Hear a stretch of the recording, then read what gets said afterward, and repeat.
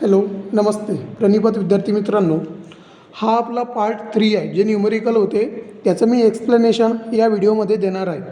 तर बघा question number 18, what is the efficiency of an alternator if the output is 25. म्हणजे आपल्याला अल्टरनेटरकडून output हे 25 किलोवॅट मिळते आणि त्यामध्ये जो लॉस होतो तो 2 किलोवॅटचा होतो असं सांगितलं आहे. म्हणजे यावरून आपण काय म्हणू शकतो, पी आऊट म्हणजे आपल्याला पॉवर आउटपुट जे मिळालं ते 25 किलोवॅट मिळालं, जे की उदाहरणामध्ये दिलेलं आहे, एक्झाम्पलमध्ये दिलेलं आहेत. आणि त्यामध्ये जो पॉवर लॉस झाला आहे तो 2 किलोवॅटचा झालेला आहे, तो सुद्धा आपल्याला उदाहरणामध्ये दिलेला आहे. आता आपण टोटल पॉवर किती दिला अल्टरनेटरला तो आपल्याला काढायचा आहे. तो आपण कसा काढू, तो आपल्याला काढावं लागेल जे आपल्याला आउटपुट मिळालं ते अधिक म्हणजेच प्लस जो लॉस झाला तो आपल्याला आउटपुट किती मिळाला आहे 25 किलोवॅट प्लस आणि लॉस किती झाला, पॉवर लॉस किती झाला आपला इथे सांगितला आहे 2 किलोवॅट, तो किती झाला 2. आता याची बेरीज केल्यावर किती होणार, 25 + 2 किती होणार 27 किलोवॅट. युनिट देणं फार महत्त्वाचं आहे. हे युनिट दिल्यानंतर हे आपला टोटल आपण अल्टरनेटरला जो पॉवर दिला ते आपलं 27 किलोवॅट निघालं. आता यानंतर आपल्याला इफिशियन्सी फाइंड अप करायची आहे. तर इफिशियन्सीचा काय फॉर्म्युला आहे, अल्टरनेटरच्या इफिशियन्सीचा जो फॉर्म्युला आहे तो इथं तुम्हाला दिसते. त्याचा जो फॉर्म्युला आहे मी लिहून देतो एकदा पुन्हा. इफिशियन्सीचा जो फॉर्म्युला आहे पॉवर आउटपुट अपॉन टोटल, जेवढं आपण सुरुवातीला त्याला अल्टरनेटरला पॉवर इनपुट दिलं होतं ते इथं पुटअप करून power output upon power input जे दिलं त्याला इंटू 100 तेव्हा कुठं आपल्याला जी इफिशियन्सी आहे अल्टरनेटरची ती मिळून जाणार. म्हणजे आता इथं व्हॅल्यू पुटअप करा आणि आपल्याला जी इफिशियन्सी आहे ती मिळून जाणार. किती आहे, पॉवर आउटपुट किती दिला होता मिळाला आपल्याला अल्टरनेटरपासून, इथे दिसते आपल्याला 25 किलोवॅट. म्हणजे इथं 25 किलोवॅट अपॉन आणि आउटपुट मिळाला आपल्याला.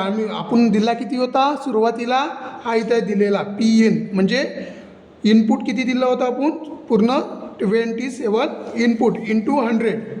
आणि यानंतर जर तुम्ही याचा कॅल्क्युलेशन केलं काय होणार, 25चे आपल्याला 27 भाग करायचे आहेत.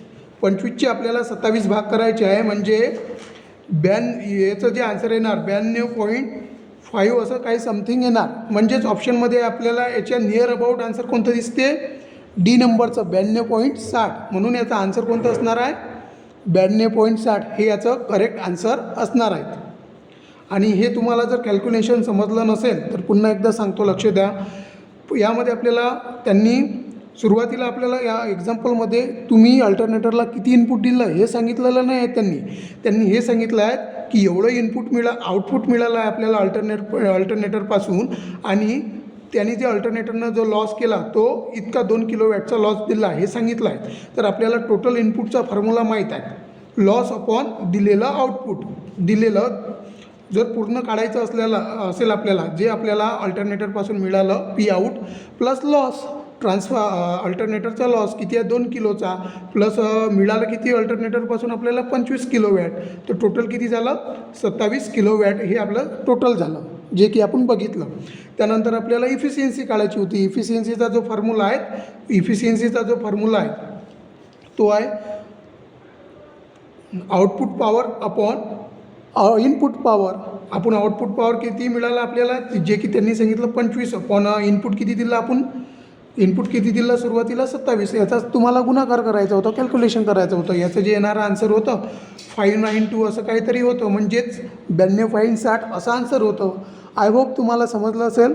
यानंतर बघूया आपण नेक्स्ट न्यूमेरिकल जे की मी तुम्हाला सांगितलं होतं 33 क्वेश्चन बघा. 33 क्वेश्चन बघा, दिसते का, हां आता दिसते. Find the number of poles of a synchronous machine when 50 hertz frequency and speed of the machine is 1500 RPM. म्हणजे इथे सरळ तुम्हाला number of poles find up करायचे आहेत. केव्हा, जर सिनोक्रोनस स्पीड ही 1500 RPM आणि फ्रिक्वेन्सी ही 50 हर्ट्ज दिलेली असेल तर. काय आहे सिनोक्रोनस स्पीडचा फॉर्म्युला काय, NS = 120 F/P. आता आपल्याला इथं जे मॅथ्स वापरायचं आहे मॅथ्स काय वापरावं लागेल, जे तुम्ही 6वी 7वीपर्यंत शिकलेले आहात ते. हा जो आहे पी, हा इकडे नेल्यावर काय होणार, किंवा हा पी इथंच राहू दिला आपण, तर हे कसं होणार, हे इकडे काय होणार, इकडे कसं फाइंड अप करणार तुम्ही. बघा, हा फॉर्म्युला आहे सिनोक्रोनस स्पीडचा. 120 म्हणजे फ्रिक्वेन्सी अपॉन पी म्हणजे नंबर ऑफ पोल्स. तर आपल्याला नंबर ऑफ पोल्स सांगितले आहेत आणि त्यांनी सिनोक्रोनस स्पीड दिलेली आहे मशीनची किती, 1500 RPM. हे लिहून घ्यायचं पहिले, RPM. आणि फ्रिक्वेन्सी किती दिलेली आहेत, 50 हर्ट्ज दिलेली आहेत. अगदी सोपा क्वेश्चन्स आहेत आणि तुम्हाला समजणार असं मला वाटते. 50 हर्ट्ज. तर आपल्याला पी काढायचा आहे. पी जर काढायचा आहे, मला जर पी इथे आणायचा असेल, जर हा भागाकारले होता आणि इकडे गेल्यावर तो हे झाला, आणि इथं आपण असं म्हणू शकतो का, तो असा आहेत म्हणून खाली एक नसते म्हणजे असते असं कन्सिडर करायचं. एकची कोणतीही व्हॅल्यू नसतो. एक तर आपण त्याच्या वरतंसुद्धा एक घेऊ शकतो किंवा त्याच्या खालीसुद्धा एक घेऊ शकतो, हे तुम्हाला सांगितलेलं असेल. म्हणून हा NS जो आहे तो इकडे आणल्यावर कुठे जाणार, 120F अपॉन NS असं होणार. 120S upon NS.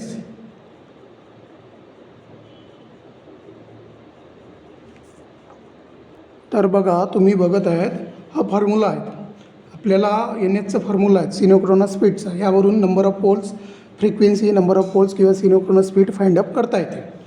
तर हा जो इथला पी आहे तो आपल्याला इथे न्यायचा आहे आणि NS हा इथे आणायचा आहे. म्हणजे काय होणार, हे कसं आणू शकतो आपण, हे तुम्हाला 5वी 6वीमध्ये मॅथमॅटिक्स सब्जेक्टमध्ये शिकवलं असेल. इथला तिचा, तिथला इथं. इथे भागेला एक नसतो म्हणजे असतोच, किंवा याच्यावरतंसुद्धा एक आपण देऊ शकतो, कारण की एकची किंमत नसते, त्याची ॲप्रॉक्सिमेटली व्हॅल्यू म्हणजे खूप जास्त व्हॅल्यू नसते किंवा फरक पडत नाही. तर बघा, हा इथं एक आहे खाली असं समजायचं, आणि हा NS जो आहे तो खाली आणायचा आहे आपल्याला. इकडे तो अप्पर डिव्हिजनला आहे, अप्पर वरती आहे, आणि इकडे जर आणला आपण = साईनमध्ये तर तो ॲटोमॅटिकली खाली येणार.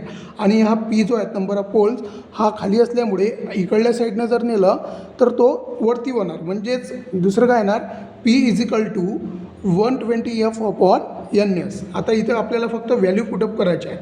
120Fची व्हॅल्यू किती दिली आहे, फ्रिक्वेन्सी 50 हर्ट्ज अपॉन NS किती दिलं आहे, सिनोक्रोनस स्पीड 1500 RPM. म्हणजेच आता इथून फक्त कॅल्क्युलेशन करायचं. कॅल्क्युलेशन कसं करायचं, फार मोठं कॅल्क्युलेशन करायचं बसायचं नाही, काटाकाटी करायची. हा 0 गेला, हा 0 गेला, हा 0 गेला, हा 0 गेला. आता समोर बघा, 12 पंचे किती होते, 60.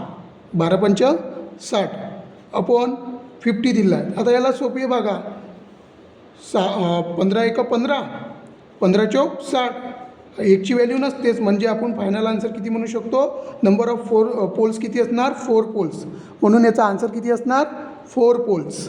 किती आन्सर असणार, 4 पोल्स. कसं काढलं ते मी तुम्हाला दाखविलं.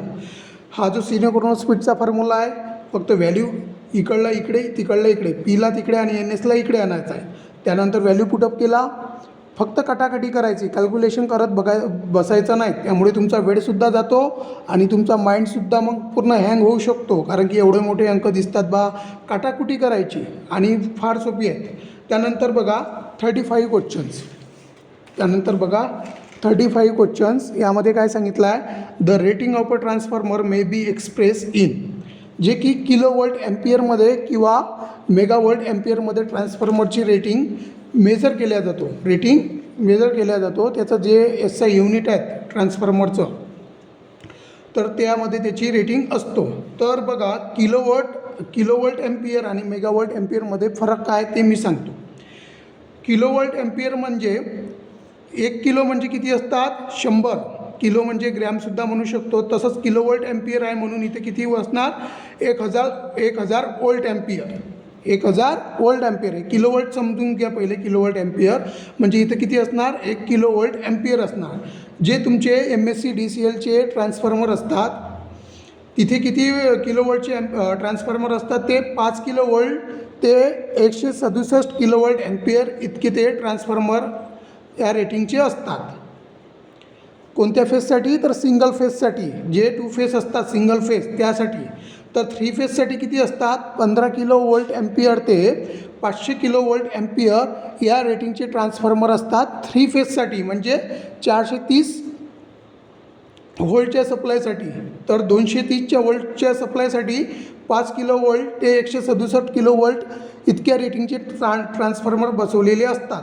आणि जे तुमच्या घरी ट्रान्सफॉर्मर असतात, जसं तुमच्या मोबाईलमध्ये झालं किंवा मिक्सरमध्ये ते नसतोच ट्रान्सफॉर्मर, आणखी तुमच्या टी व्हीमध्ये सुद्धा असतो, चार्जरमध्ये झालं, त्यानंतर फ्रीजमध्ये झालं, या ठिकाणी जे ट्रान्सफॉर्मर वापरले असतात हे डोमेस्टिक पर्पजचे जे ट्रान्सफॉर्मर असतात हे फक्त व्होल्ट ॲम्पियरमध्ये असतात, किलो वोल्टमध्ये सुद्धा नसतात. व्होल्ट ॲम्पियरमध्ये 1 volt ampere, 10 volt ampere, 230 volt ampere या रेटिंगचे ट्रान्सफॉर्मर आपल्या घराचे जे डिव्हाइस आहे त्या उपकरणामध्ये व्होल्ट ॲम्पियरचे ट्रान्सफॉर्मर बसवलेले असतात. त्यानंतर बघा मेगा व्होल्ट ॲम्पियर रेटिंग ही मोठ्या ट्रान्सफॉर्मरसाठी दिलेली असतो. जसं ज्या ठिकाणी वीज निर्मिती होतो, ज्या ठिकाणी आपल्याला खूप लॉंगसाठी सप्लाय वाहून न्यावं लागतो, अशा ठिकाणी मेगा व्होल्ट ॲम्पियरचे ट्रान्सफॉर्मर वापरले जातात. आता मेगा व्होल्ट ॲम्पियर ट्रान्सफॉर्मर म्हणजे किती? मेगा म्हणजे 6 विद्यार्थी मित्रांनो, 10⁻⁶. 10⁻⁶ व्होल्ट ॲम्पियर, म्हणजेच याला जर आपण व्होल्टमध्ये रूपांतरित केलं तर किती व्होल्ट होणार? एकक, दशक, शतक, हजार, दशहजार, लक्ष. दशलक्ष म्हणजे किती होणार? 10 लाख व्होल्ट. 10 लाख व्होल्ट म्हणजे 10 लाख व्होल्ट म्हणजे 1 व्होल्ट ॲम्पियर होणार. 10 व्होल्ट ॲम्पियर म्हणजे 1 मेगा व्होल्ट ॲम्पियर इतकं त्या ट्रान्सफॉर्मरची रेटिंग होणार. हे तुम्हाला समजून घेता आलं पाहिजे बेसिक. 1 मेगा व्होल्ट ॲम्पियर म्हणजे 10 लाख व्होल्ट ॲम्पियर होय, हे तुम्हाला समजून घेता आलं पाहिजे. तर हे याचा जो उपयोग होतो, याचा उपयोग फॉर लॉंग डिस्टन्स ट्रान्समिशन लाईनसाठी होतो. ज्या ठिकाणाहून फार दूर सप्लाय आपल्याला न्यायचा आहे, पोहोचवायचा आहे, त्या ठिकाणी डेस्टिनेशनवर न्यायचं आहे, ग्रहण केंद्रावर न्यायचं आहे, त्या ठिकाणी मेगा व्होल्ट ॲम्पियर ट्रान्सफॉर्मरचा वापर केला जातो. त्या ठिकाणी हे साईजने सुद्धा खूप मोठे ट्रान्सफॉर्मर असतात, त्यामुळे हे तुम्ही इझिली ओळखू शकता. आणि ट्रान्समिशन लाईनमध्ये ग्रीड कनेक्शनमध्ये मेगा व्होल्ट ॲम्पियर या रेटिंगच्या ट्रान्सफॉर्मरचा वापर केला जातो. त्यानंतर बघा, हा मी तुम्हाला फरक समजून सांगितला. त्यानंतर कोणता क्वेश्चनात 48 क्वेश्चन बघा, त्यामध्ये एक न्यूमेरिकल होतं. हे बघा, which motor non as a fractional horse power motor. Fractional horse power motor म्हणजे फ्रॅक्शनल हॉर्स पॉवर मोटर कोणत्या मोटरला म्हणायचं? ज्या मोटरची कार्यक्षमता ही 1 HP पेक्षा कमी असतो. आता HP काय आहे? HP म्हणजे हॉर्स पॉवर. HP हे एक युनिट आहे ज्यामध्ये मोटरची इफिशियन्सी, कार्यक्षमता किंवा मोटरचे जे आउटपुट मिळते ती ह्या HP मोजली जाते. ती ह्या HP या युनिटमध्ये मोजली जाते. म्हणजे सरळ HP हे युनिट आहे, त्यालाच आपण लॉंग फॉर्मली हॉर्स पॉवर म्हणतो. त्यालाच आपण